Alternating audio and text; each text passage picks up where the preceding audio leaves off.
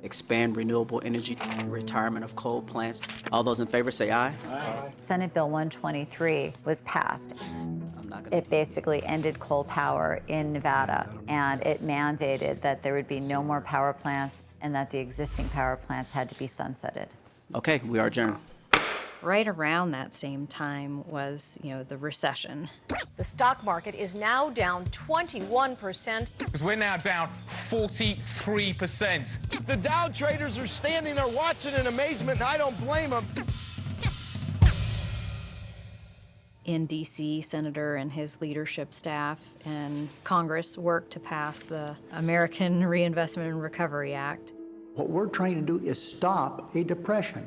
That's why President Obama says that this bill is so important to the American people.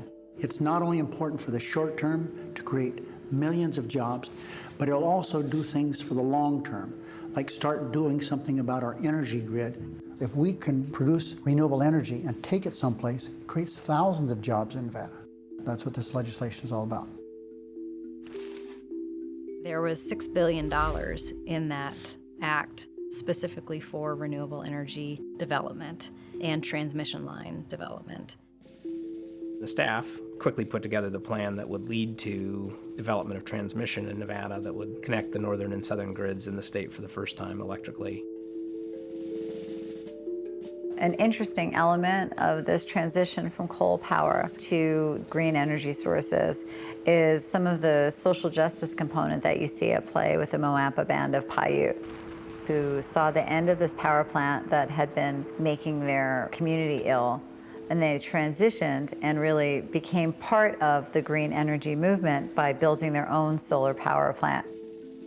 This power plant in Moapa is really the first solar project to be built on tribal lands, certainly in Nevada and likely in the whole country. Senator Reid, in our opinion, was for us. The actual actions that he took, I'm not sure about. But I know there was influence there because he's a very powerful person. And he was a friend to us. So behind the scenes, Reid is helping to set up this architecture for a transition to renewable energy. He's talking to the companies that want to build new coal power plants in Nevada, and he's saying, no way. But I will let you build a transmission line. He's calling up the mayor of Los Angeles, and he's persuading him to agree to buy power from the Moapa solar facility. So I called the mayor of LA, and I said, I know you're trying to go to a renewable energy. I can get you 600-700 megawatts within a period of time, a year, I'll build a facility. Can you use it? He said, you bet. The Indians sold their power to Los Angeles. And then now they've added to it and done more.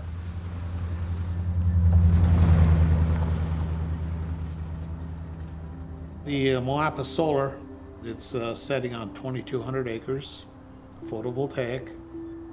It's a fixed system as opposed to single axis, which tracks the sun one way, or a double axis, which tracks it both directions. Each of these pieces adds up to a dramatic transformation of the energy system in Nevada and the American West. It's an interesting example of how you can have the just transition. A just transition means that as we transition from one form of energy to another, from fossil fuels to renewable, as we transition our economy, that we also address historical injustices, like the injustices to the Moapa tribe. The main thing is it gives us the means, financial means, to grow. We got guaranteed income, and it's not based on crops or the weather or floods or nothing. This is based on if the sun's going to shine, you're going to get electric out of it. The credit rating for the tribe went up, and the fact that we did this industrial scale solar, it kind of put us in a different kind of a club.